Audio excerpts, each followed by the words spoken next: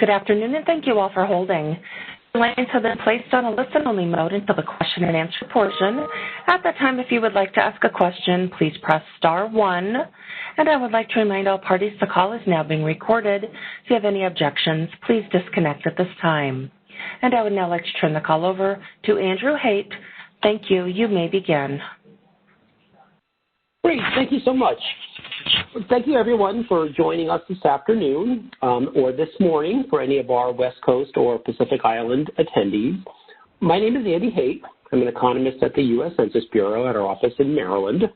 And today we are going to be talking about some data that we just actually completed in the economic census of island areas. This is one of our key economic programs at the Census Bureau, our business surveys. And today we're going to be talking a little bit about this program. We're going to talk about where you can go to access the information, and we're going to provide some selected findings. So let's go ahead and get started. Again, our agenda today is going to be first starting off with an overview. Many of you are familiar, I'm sure, with the Census Bureau's demographic surveys. We just completed, for example, our big population census that we do every 10 years. No, that is not the only thing we do at the Census Bureau. So we'll talk a little tiny bit about the business programs we have at Census, and we'll talk about the economic census of island areas. I'm going to do a very quick comparison between the information that is available in the economic census versus the economic census of island areas. They are very similar, but there are a couple of differences which I will highlight on that slide. Then we'll spend a little bit of time talking about where you can actually go to access the data from the economic census of island areas. They have a really nice website where they've loaded a number of their data files up there for you to be able to view and download. But the main dissemination platform for our data, including the economic census of island areas, is data.census.gov. This is our new enterprise dissemination platform, and those are where the data are available. And they are also available in a few other tools, and I'll very briefly talk about those. Then I'm going to spend just a few minutes providing some selected findings from this program. I'm going to focus primarily at the sector level. So, for example, manufacturing, retail, accommodation, and food services. But I do want to remind you all now, and you'll hear it in a few more minutes, that the data program itself actually includes a lot more information than what I'm going to cover today. You wouldn't want me to review every single statistic or we'd be on here for 3 or 4 hours. We will also speak a little bit about the county level data that is available from the economic census of island areas.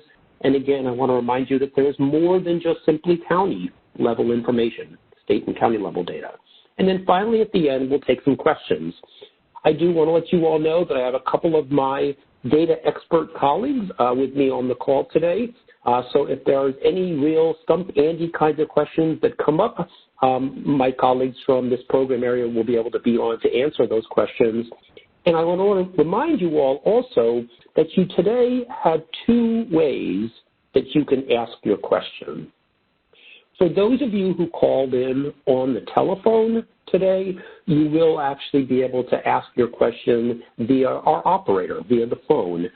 So at the very end of the presentation, I'll make an announcement to our operator that we are ready to take some questions.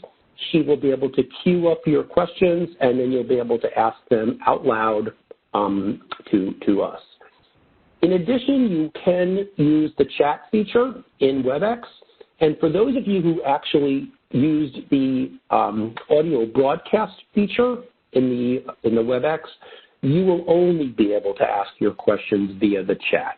So if you did not actually physically call in on the telephone, you will have to actually ask your questions in the chat feature in WebEx. My colleagues will be monitoring the chat during the presentation, so if there's some burning question that you have that you really want to ask while we're going, please go ahead and ask that. Otherwise, we'll answer the questions at the very end.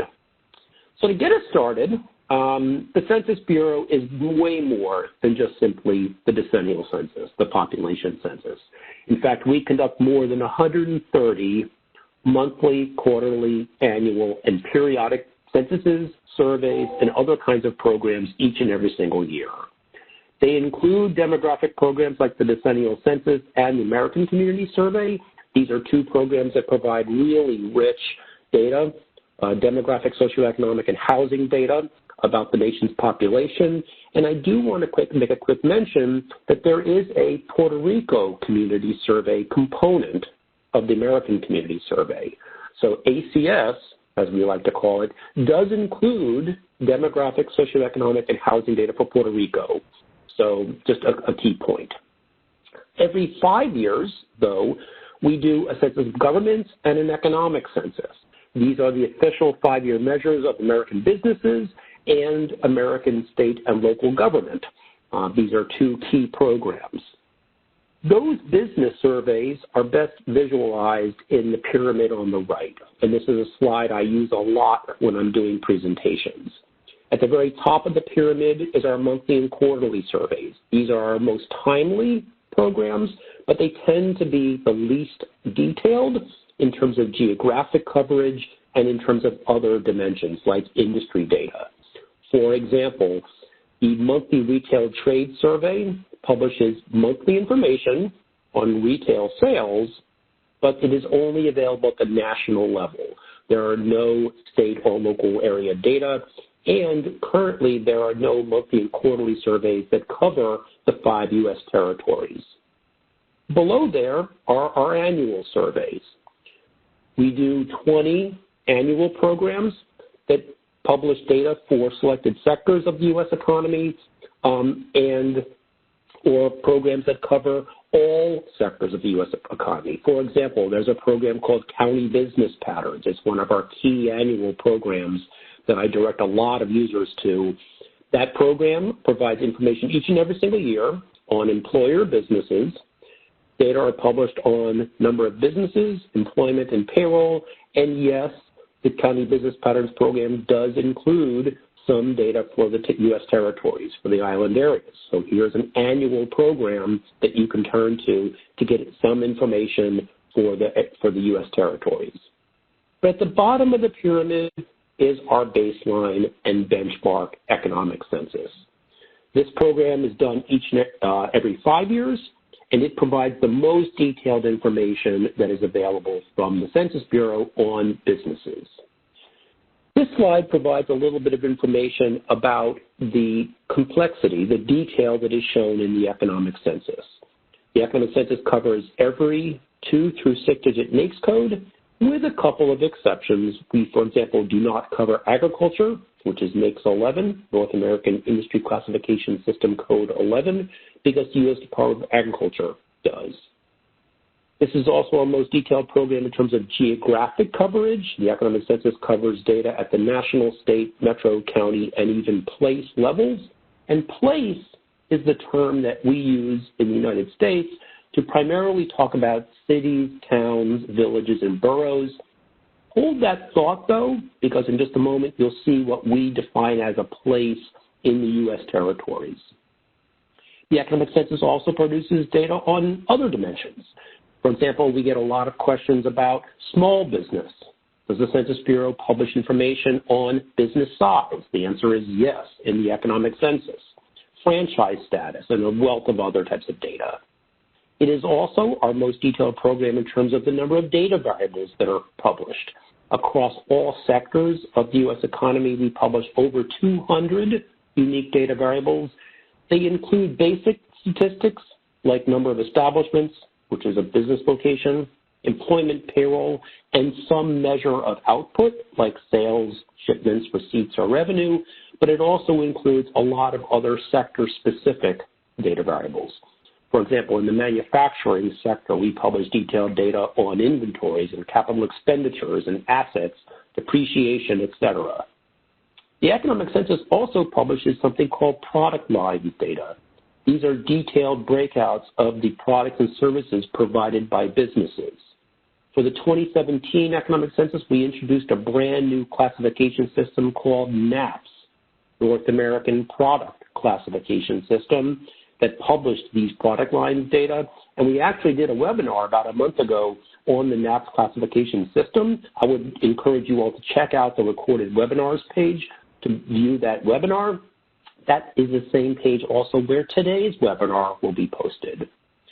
Now, one key point about the economic census is for 2017, we did not use any paper forms for the economic census. We collected all of the data electronically, and those data are released on a number of platforms, including data.census.gov, the Census Business Builder suite of tools, and some other data platforms. In contrast, the economic census is very similar. First, it publishes, just like in the economic census, nearly every industry, but these data are only shown down to the 5-digit NAICS code. They do not publish statistics down to the full 6-digit, and the single biggest reason for this is privacy. The Census Bureau is committed to protecting the privacy of businesses who respond to our programs, and sometimes when you slice and dice that data down to very small levels of industry detail, you may end up, even at the state level, with a very few number of businesses in a specific 6-digit NAICS code. So in the economic census of island areas, because the size of the 5 U.S. territories is so much smaller than most of the U.S. states, we only publish data down to the 5-digit NAICS level. Now, in terms of geography, the geographies are also similar. Data are published in the U.S. territories at the state or state equivalent area. Data are published by metropolitan areas just in Puerto Rico, and they are just for those metropolitan area data are only available for the manufacturing and construction sectors. We don't publish metropolitan area level data for the other sectors. Data are also published at the county equivalent and place equivalent levels. And right below this line, you can see what we define as a county equivalent. So, for example, municipios in Puerto Rico are considered a county equivalent. The districts in American Samoa, the municipalities in the Commonwealth of Northern Mariana Islands and in Guam, and finally the islands themselves in the U.S. Virgin Islands are all considered county equivalents. So if you are interested in looking at something about the retail sector in St. Thomas, you would be able to actually see that data as an island. At the place level, we do publish data for American Samoa and for the U.S. Virgin Islands. In American Samoa, places are actually the counties in American Samoa, and in the Virgin Islands, we publish data for some of the selected towns in the Virgin Islands.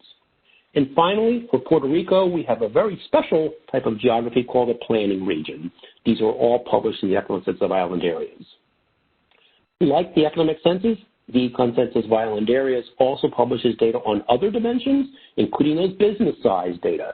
So if you wanted to understand the importance of small businesses, for example, in Puerto Rico, you could actually access that data.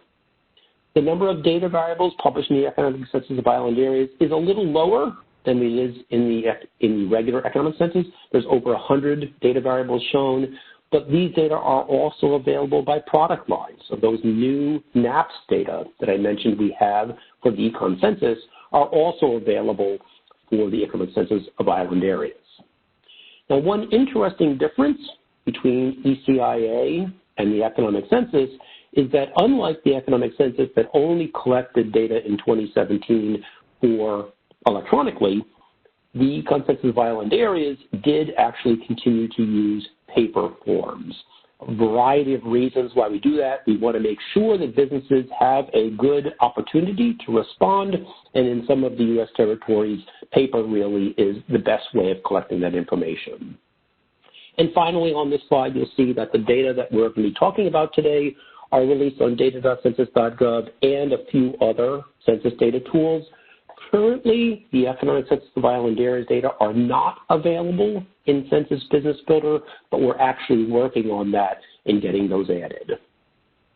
Now let's talk a little bit about where you can actually go to access these data.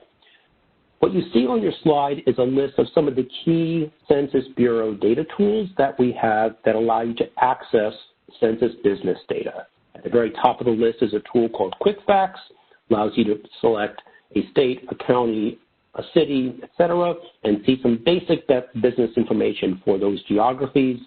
And as you work your way down through the list, you can see the tools get a little bit more complicated. At the bottom of the list is our data.census.gov platform and the Application Programming Interface, or API. The Economic Census of Island Areas data are available both in data.census.gov and in the Census Bureau's API. So for any of you on the call today who are sort of real data nerds and are very interested in accessing that raw data to incorporate it into your own tools, into your own displays, into your own visualizations, being able to access the data from the API can be very, very helpful. Now, in talking about data.census.gov, I want to provide a couple of tips that I have learned over the years about how best to access these data from the Economic Census of Island Areas on this new data.census.gov platform. First, I very, very, very much recommend you all please use the advanced search feature in data.census.gov. When you first go to that platform, you will be given a little search box where you can type in something, and right below there is a link to advanced search. This is where you want to go to get the ECIA data. I will recommend you not use that search box. I think your results will be better using the advanced search. When you then use that advanced search, you are then presented with a series of filters that allow you to access the data that you're interested in. The first of those filters you're going to come to is something that says surveys. When you look at that list of surveys, you're going to see a whole bunch of surveys that mention the U.S. territories, but that start with the letters DEC, which stands for decennial. Please skip all of those DEC ones unless you really are interested in demographic data for the U.S. territories. If you're looking for the business data, you will not find it under those surveys. The one survey you do want to select is titled ECN, Economic Census of Island Areas. If you choose that survey, you will get full access to all of the 2017 and the 2012 Economic Census of Island Areas data. I'm really happy about that because right now both of those years of data are available via that one survey selection. You will see some other surveys that are listed, including one that says ECN, Economic Census of the United States. Skip that. That's where you're going to get data for the U.S. states. You are not going to get data for the 5 U.S. territories. Now, in terms of those filters, another important filter is the geographies filter. All of the 5 U.S. territories are included in the state, county, metro, micro, and economic census place menus. So, for example, if you were interested in looking at data for the San Juan Municipio in Puerto Rico and the Puerto Rico state total, you would find both Puerto Rico and the San Juan Municipio in the state and county menus in data.census.gov. I encourage you all to not use the place menu. You will actually see something that says place, and if you scroll down further, you will find economic census place. All of our economic places, which includes those cities and counties that I mentioned just a moment ago for the U.S. territories, those are available under the economic census place menu, not the regular place menu.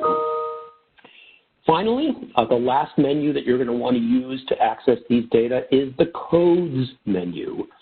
If you're interested in accessing those NAICS-based data, you want to go in, like you're going to see in just a minute, you want to look at some data on the retail sector or manufacturing sector in the U.S. territories. You want to use the industry codes menu to access those NAICS data. I remind you that the data are only available at the 2 through 5-digit NAICS code levels. Don't bother drilling down to the 6-digit levels because you won't get any data. And in fact, if you actually go through the menus in the order that I have them presented here, do surveys first, then choose your geography, and then choose your codes, you'll never actually be able to select the 6-digit NAICS codes. It won't let you click on it because the survey selection will have already sort of filtered them out. We did publish, again, NAPS-based, the North American Product Classification System data for the 2017 ECIA. They are available under the NAPS collection menu. So if you want to see those detailed products and services information for Puerto Rico, for example, you can go in and do that. That'll give you the 2017 data. If you want to go back and look at the 2012 product lines data, those are available under a separate menu that says products and services codes. So again, just another tip. And finally, under these codes menus, don't bother going to either the commodity code or the material fuel menus in data.census.gov. There are no economic sensitive island areas data available for either of those two menus. We just don't publish data for those two categories in the ECIA. The last tip that I want to mention, and this is a general tip that I tell all users, is that when you want to really go in and filter the data and do interesting comparisons with it, download the full data set into Excel and then use Excel or whatever spreadsheet application you're comfortable using to do that further filtering. I talk to a lot of users who will often say, I'm interested specifically in the retail and accommodation food services sectors for this particular area. I want to go in and download that data. They then download it just for those two sectors, and then not 5 minutes after they're done downloading it, their colleague or their boss comes into their office and says, oh, can you also add manufacturing? Okay. The way to fix that is download all of the data, get all of the industries all together, bring it down to your computer, and then use your computer for some further filtering. Now, the next couple of slides I'm going to walk through is some findings that I actually found as I was exploring the ECIA data. This is just going to give you a small sampling of the types of information that are available from the economic sensitive island areas. It is certainly not the full breadth. And in fact, when you're looking at this, I hope you will then want to go in and explore it further to understand more about what you're going to actually see. I do also want to mention to you that we are actually in the process of writing an America Counts story on this economic sensitive island areas data.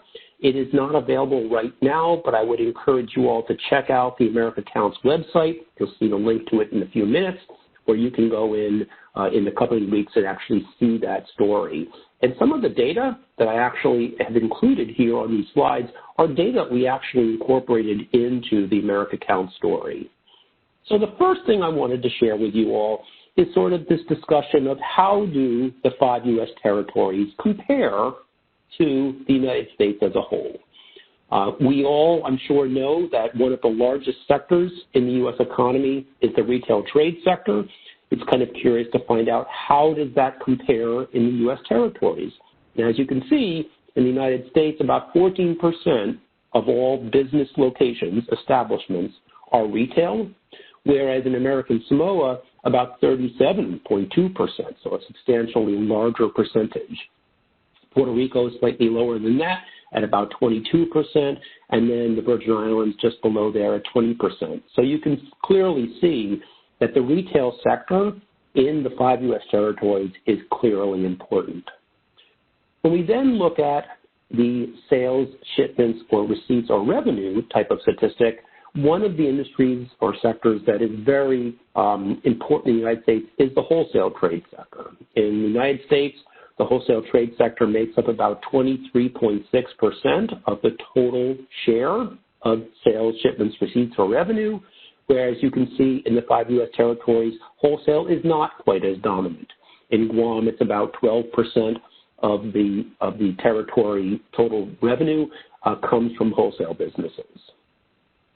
However, if we look at the manufacturing sector, we can see that in the United States, manufacturing accounts for about 15% of the total sales, shipments, receipts, or revenue, whereas in Puerto Rico and in American Samoa, manufacturing are clearly dominant, very strong sectors in those two islands.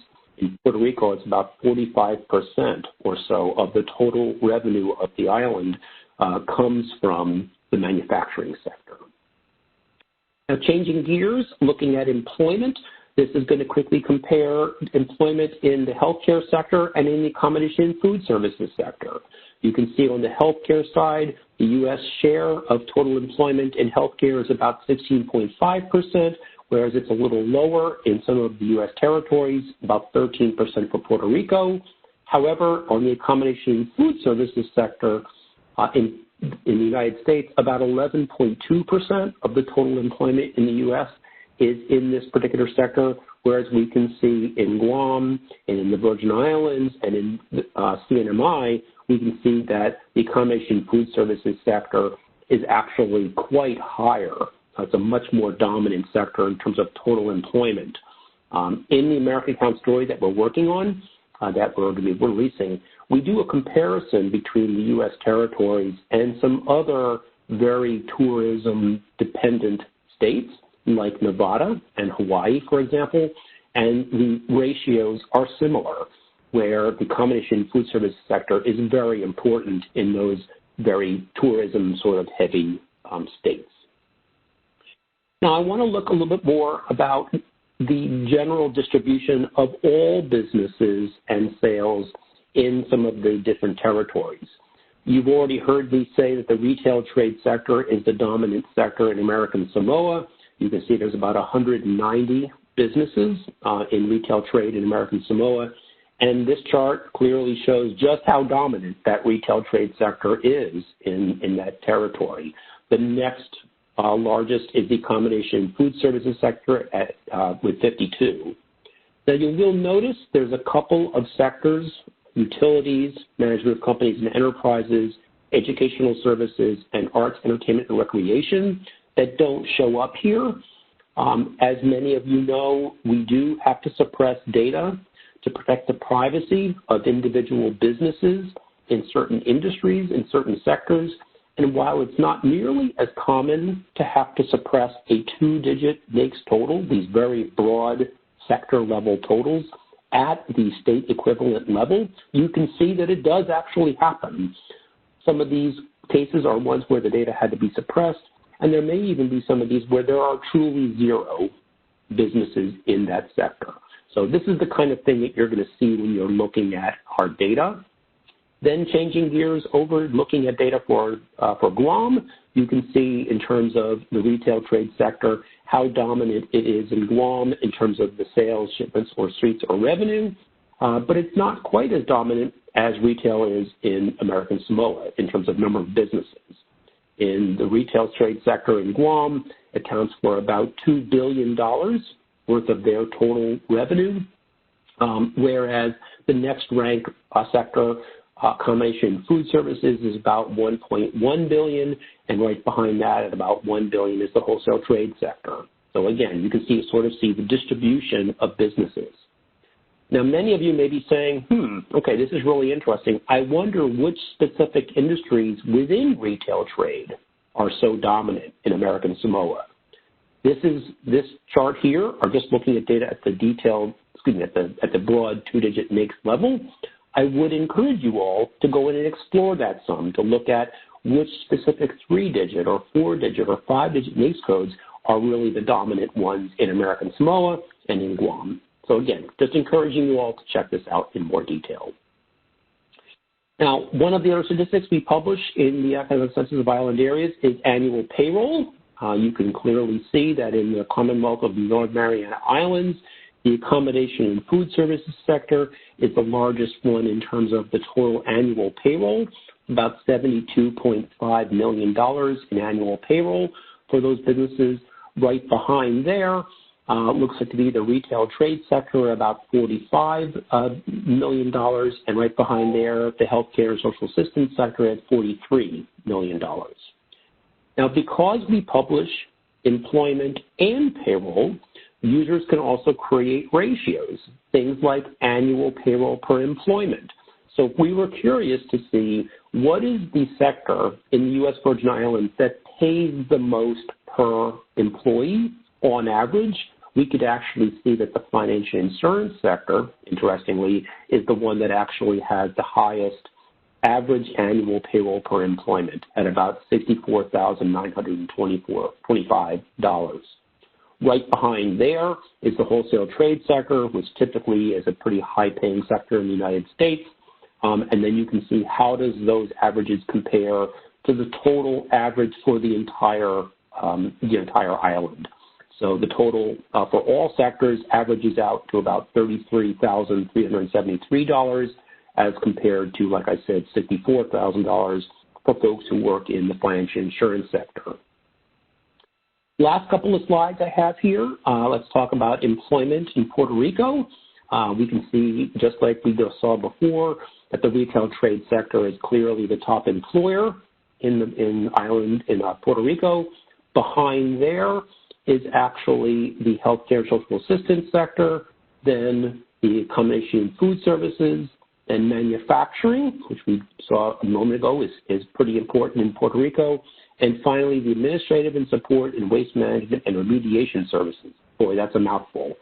There are a lot of very different types of businesses in that one last sector I mentioned. I would definitely encourage you all to check that out. Now, in my last slide, I want to talk something about how the distribution of businesses are across the different counties or county equivalents in these U.S. territories. So the first chart in the upper left-hand corner is going to look at the 3 municipalities that are in the Commonwealth of the Northern Mariana Islands. The blue bar that you can just barely see is the municipality of Rota. The orange bar is Saipan, and the gray bar is Tinian, and you can clearly see that the vast majority of the businesses are in Saipan. There's lots of interesting notes about why that is, and I would encourage you all to check out the data to understand sort of how businesses respond. It has a lot to do with where businesses typically get their mail in CNMI. To the right of there, looks at the distribution of businesses in U.S. Virgin Islands, St. Croix, St. John, and St. Thomas. You can clearly see that in terms of the establishments share of businesses, the vast majority of the establishments are in St. Thomas. Same thing on the sales share and same thing on the employment share. But we can see that that share is a little different when we think about it in terms of the different breakouts were there within the islands. And then finally, at the very bottom, I pulled out 10 municipios for Puerto Rico. These are the top 10 municipios ranked on number of establishments. You can see that in San Juan, that sector, that municipio is by far the largest, accounts for the largest share of both the establishments, the sales, and the employment. But there is some interesting things that you can see here. 3 of the other municipios, Guaynabo, and I want to apologize if I'm pronouncing this terribly, Carolina, and Humacao, again, I probably am butchering that. You can see that the sales share of sales, shipments, receipts, and revenue is different for those 3 municipios than it is in San Juan. And when I saw that, I was sort of curious to find out, I wonder what's going on there, while in San Juan, you've got a large share of the establishments and the employment is in that municipio, but not as large a share of the sales. The tip is it's all in the industries, the types of businesses that are located in San Juan versus these other 3 municipios. So again, encouraging you all to go in and check out the more detailed data that's available here so you can kind of learn more about what it is about the economies of these municipios that is making them dominant in certain industries in their areas. So to summarize, the economic census and the economic census provide an amazing wealth of data that a wide variety of users can use in their work. We know that businesses use data from our economic programs a lot to decide about plans for expansion of their business. Maybe they're going to be opening a new business and they want to understand something about the characteristics of businesses like them in the area that they're considering. Is the market open and good one to open a certain type of business? We know that community planners use our data a lot to help attract businesses in certain industries to their area to help meet the needs of the residents who live in that area. If a community has plenty of restaurants, but now they need some grocery stores, these data can be really valuable to understand the distribution of those businesses to make the case that this is a good place to open that business. The Economic Census of Island Areas data is available in a couple of places. They have some great resources available on their website. We've already talked about data.census.gov and some tips. And as I mentioned at the very beginning, we are going to be adding data from the Economic Census of Island Areas to Census Business Builder. This is a tool that's been pretty popular, and one of the complaints I've received over the last few years is that they would like us to include more of the U.S. territory data in this tool. We do have some from county business patterns. We just don't have the ECIA data, so that's being added. The point I was making about how the economies in the U.S. territories are in some respects very similar to those that are in the U.S. states, but there's some that are a little different, and the different distribution of those businesses by geography also sort of mirrors the U.S. We have U.S. states where a very large portion of the business activity is in a fairly small number of counties. We saw that in some of the U.S. territory data. And there's other U.S. states where the businesses are more evenly distributed across all of the counties in that state. We do want you to check out this America Counts website. I've included the URL here for the story that we're going to be releasing on the Economic Census of Island Areas. I promise you it'll be sort of an interesting look at some of what we talked about today, but also a lot of other really interesting things. So I want to say thank you to you all for taking time out of your schedule today to attend the webinar. Let's go ahead and see if anybody has any questions. Thank you. And at this time, if you would like to ask a question, please press star 1. Please unmute your phone and record your name clearly when prompted. Once again, if you would like to ask a question, please press star 1. And I do have a question from Nicole Davis. Great. Good afternoon. Hello. Hi. Hello. Can you hear me well? Yes, I can. Okay. Well, I didn't get to see the charts or whatever. I'm a kind of visual person, but what I gathered from what I heard, I'm trying to get a clear, concise understanding so I can be able to convey this information to the human capital stakeholders in my community. So I was trying to see the economic census is for business versus demographics is community, metropolitan areas versus municipality areas, and then the NAP, North American product. I'm sorry, I kind of brainstormed through some of the questions, and then I was trying to see, do the GPA, the growth population data, is that defined through consensus tracks? And then finally, but not least, so infrastructure priority would go to commercial and not the infrastructure of communities. And then I know I know personally, so is it retail is a mass of territories in the 5 regions? Is it therefore outweighed of the community infrastructure usage? Okay, so you had a lot of questions there. So the data that I included in the presentation today is all going to be made available to you all. So you might have seen a chat message that my colleagues may have put out saying that today's webinar was recorded. We are going to be posting the recording, the presentation materials themselves, and the transcript will be posted in a week or so. That will include all those charts. I would also encourage you all to browse the data to be able to go in and do some things with the numbers that we didn't do in this particular webinar today.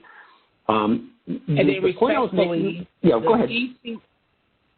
The DCIA, I didn't catch that acronym, or did I say that correctly? DCIA? It's ECIA is what I was mentioning, which stands for the Economic Census of Island Areas. So this is a program that we conduct at the Census Bureau that collects information about businesses in the 5 U.S. territories. And so that was the ECIA? ECIA, right, Economic Census of Island Areas, ECIA. So that's what today's webinar was about.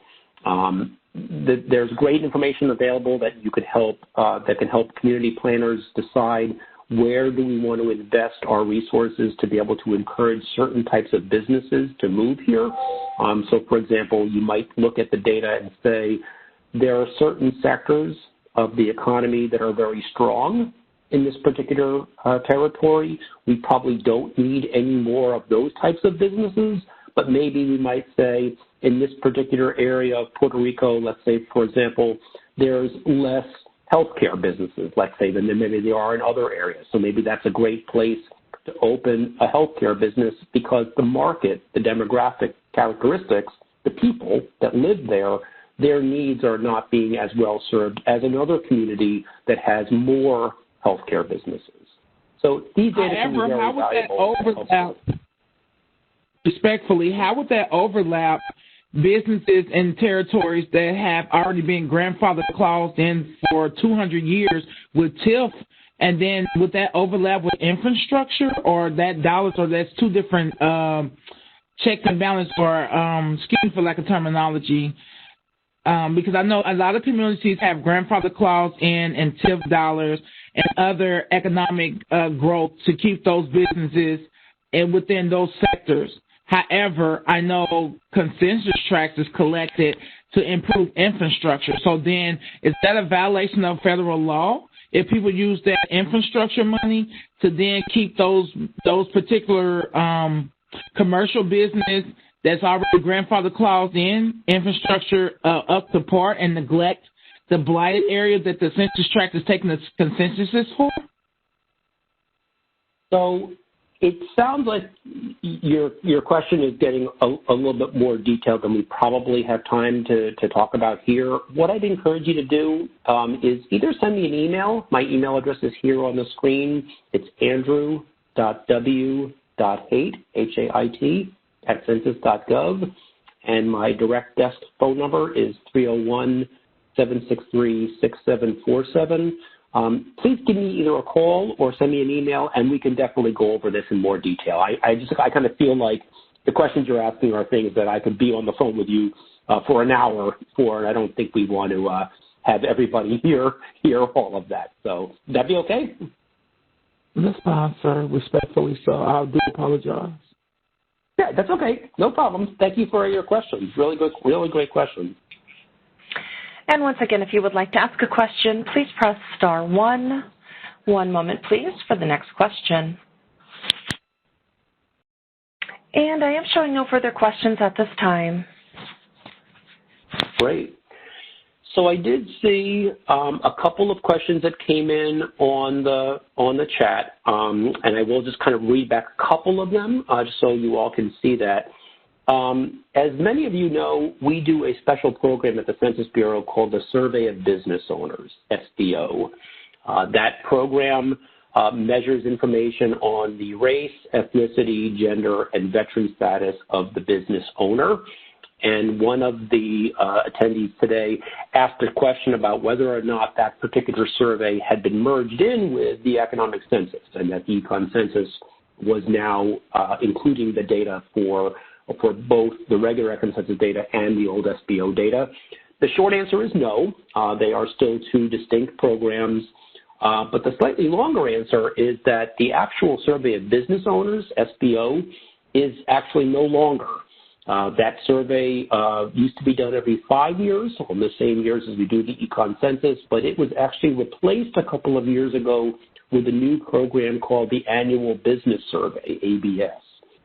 ABS publishes similar information as we used to have on the SBO, information on the race, ethnicity, gender, and veteran status of the business owner, but it is not part of the economic census. And I will also add this, we do not publish data in that survey for the 5 U.S. territories.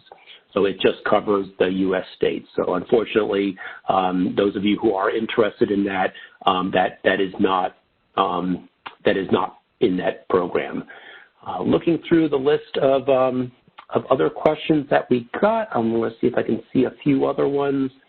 The user asked a question about self-employed people.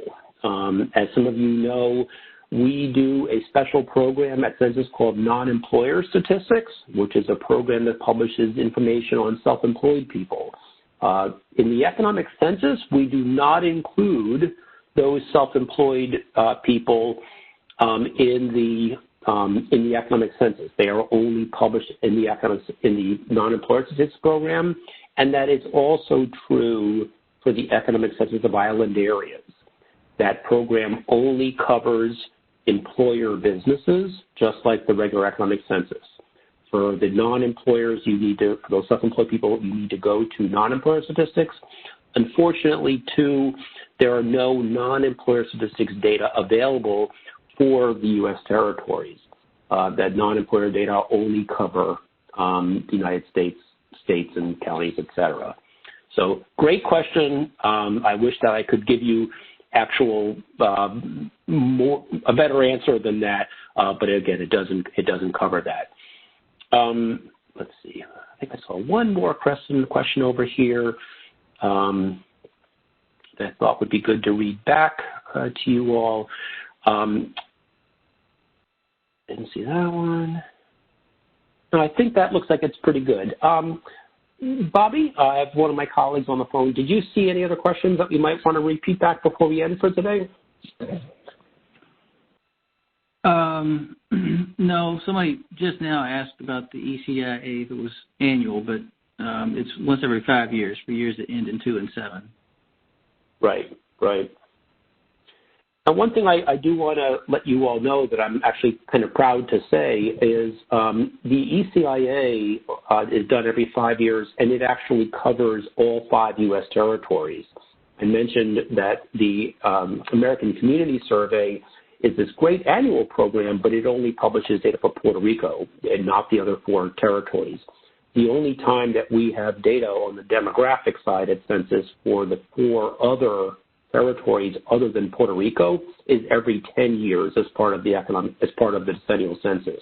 So I'm pretty happy that we've got business data every 5 years for all 5 U.S. territories, where we don't quite have that level of detail available for the other 4 territories on the demographic side. So again, thank you to all the businesses in the 5 U.S. territories who filled out their forms to allow us to publish this great data. So I think that's the main questions that I saw. Again, I want to thank you all for taking time out of your busy schedules to attend today's webinar. If you have any questions that come up after you think about this some more, when you start looking at the data, please, again, feel free to contact me at the email address shown, and have a great afternoon. Thank you. This does conclude today's conference. You may disconnect at this time.